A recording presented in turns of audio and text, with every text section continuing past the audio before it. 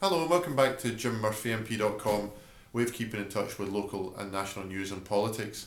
I spent most of the day here in East Renfrewshire out and about. Just finished my advice surgeries and spent time in St John's Primary School today, reading the Gruffalo to the Primary 1 kids as part of National Storytelling Week. The big news in politics, of course, is Libya. It rightly is consuming awful lot of energy in the newspapers, the television and in Parliament. And the UK government, of course, did the right thing in getting that UN resolution in Parliament, and was, in my view, right to authorise British military involvement in Libya. But in doing so, we know why this started. It was to protect the civilian populations from the barbarism of Gaddafi. But even now, this far in, there's no certainty about how it'll end.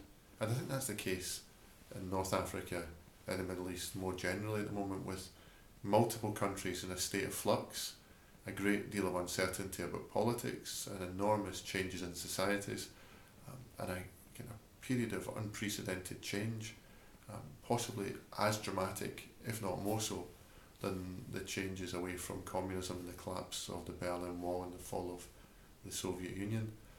I think that one of the things that's starting to increasingly worry people is just the makeup of Gaddafi's opponents.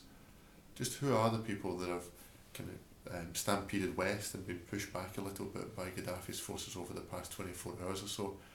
And then I thought a euphemism used by one of the very senior NATO commanders was that there's a flicker of Al-Qaeda inside the Libyan opposition. Now that should concern us all.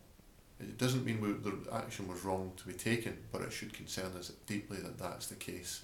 And I think the government and NATO has to do more due diligence on just who is involved in the opposition, particularly in a conversation about whether the rebels should be armed.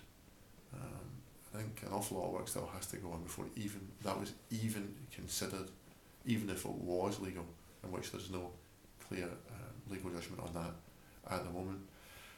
The big thing I was involved in this week beyond that was the launch of Labour Party's defence review on 5 specific areas. I'll make sure there's details published on the website and a link to the specific consultation blog. But it's clear that some of the old orthodoxies about British politics are breaking down.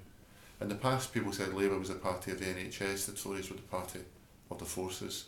The truth is that Labour has to be the party of both the NHS and the armed forces, particularly at a time when the government look increasingly as though they're out of touch with both through their NHS reforms and through their rushed strategic defence review. It's a huge amount of work for us to do, but please feel as though you can participate in Labour's defence review on those 5 different areas. Get involved, email, come along to some of the events we may be organising and help make this process strong and help make it more thoughtful than a process that the government initiated, which, as I mentioned, I thought one of the biggest criticisms is they came to snap decisions through coming to rush judgments. That's all for just now. As usual, get in touch in the normal ways, by email, by text, by Twitter, by coming along to any of the events, or in the good old-fashioned way of putting a stamp on an envelope and sending it to me in the House of Commons. Cheerio, bye-bye.